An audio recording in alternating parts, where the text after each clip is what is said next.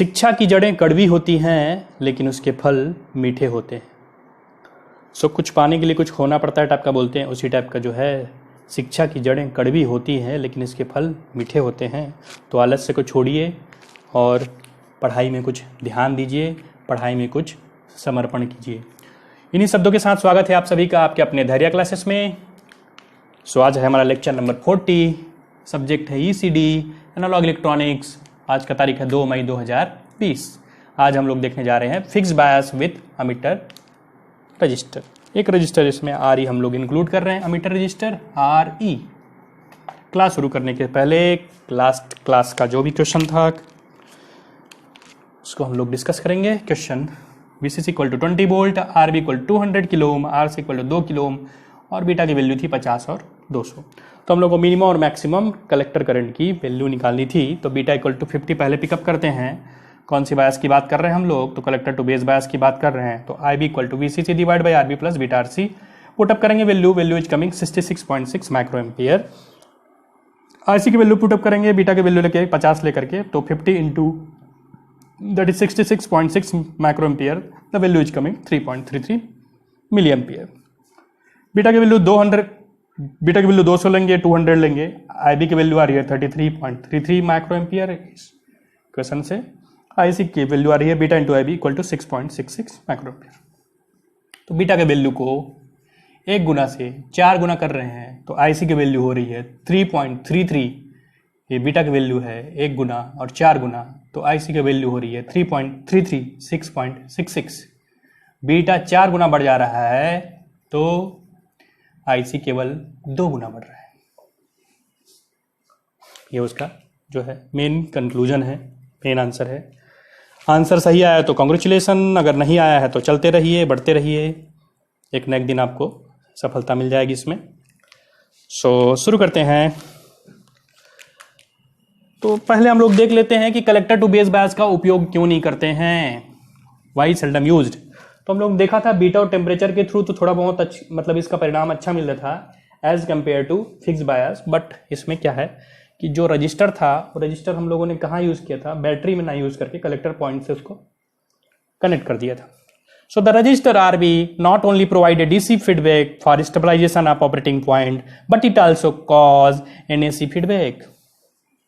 DC feedback तो दे रहा है, साथ में उसके AC फीडबैक दे रहा है। जब फीडबैक की बात आई और AC फीडबैक की बात आई तो हम लोग इनपुट में AC सिग्नल दे रहे हैं, आउटपुट हम लोग को AC सिग्नल चाहिए। तो जब फीडबैक की बात आती है तो गेन रिड्यूस हो जाता है।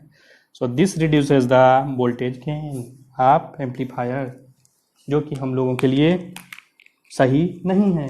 जब गेन ही नहीं रहेगा, वोल्टेज गेन ही नहीं रहेगा तो सिग्नल कहाँ से एम्पलीफाई करेगा? So it is not desirable. After all, biasing is needed for amplification of signal, so the voltage gain should be high। But यहाँ voltage gain क्या हो रहा है? Reduce हो रहा है।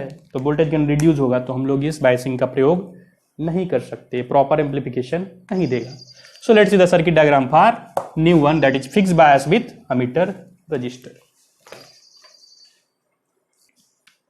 So we can modify fixed bias circuit by connecting a resistor in ammeter terminal।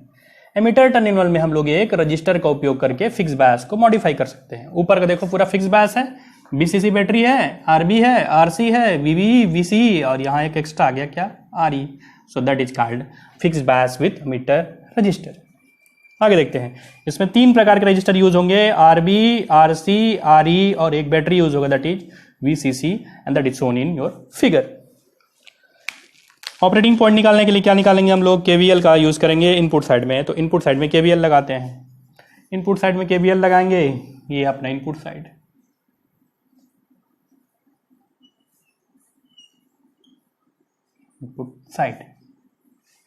That is coming VCC equal to IB RB plus VB plus IE RE। Operating point के किसका value निकालना है? IB का value निकालना है। IB equal to हो जाएगा VCC minus VB minus IE RE divide by RB। अब IB इक्वल टू क्या हो जाएगा? Sorry, VB very small, VB का वैल्यू बहुत बहुत छोटा है तो VB क्या करेंगे? ओमिट कर देंगे। तो VB यहाँ काट दिए तो फाइनल आ गया IB equal to VCC minus IE RE by RB। अब हम लोग इसको जो है टेम्परेचर का प्रभाव देख लेते हैं। टेम्परेचर का क्या प्रभाव है, टेम्परेचर इफेक्ट।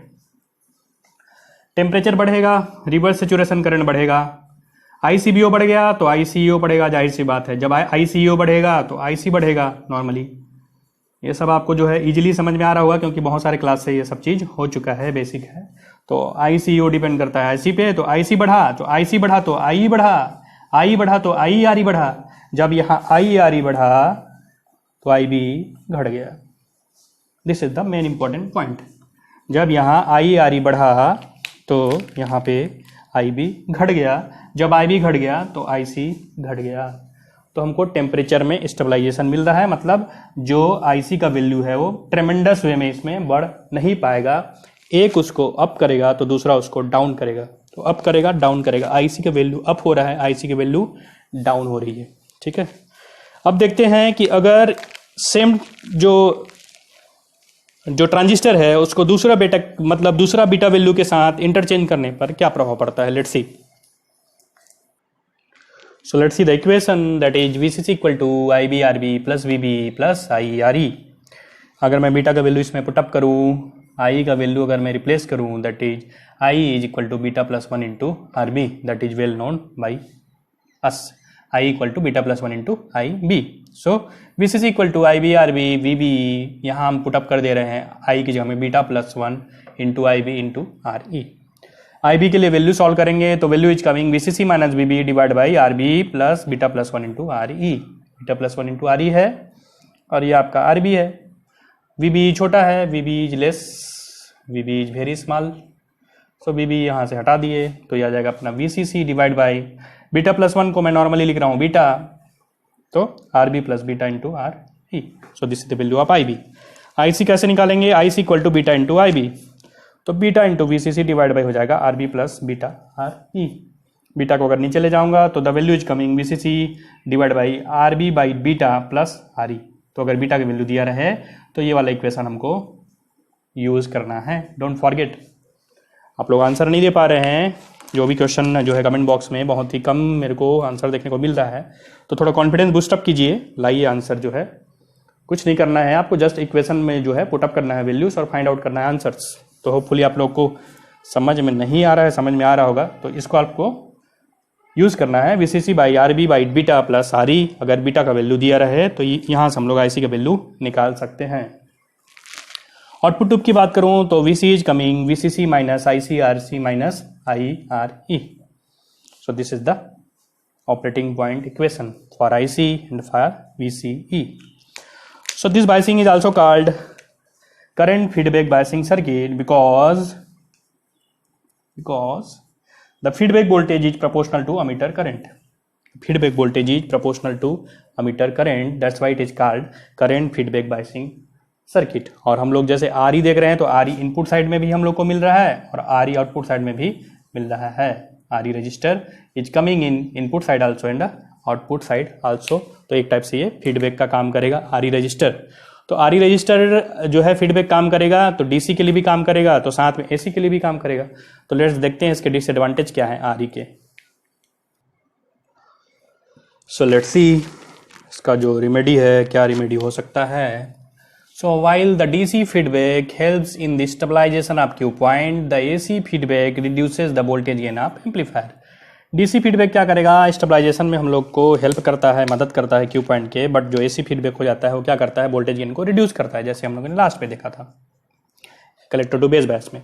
तो इसको क्या करेंगे हम लोग, इसको हटाने के लिए या इसको ओमिट करने के लिए, this drawback can be removed या remedied by putting a capacitor CE across the resistor RE।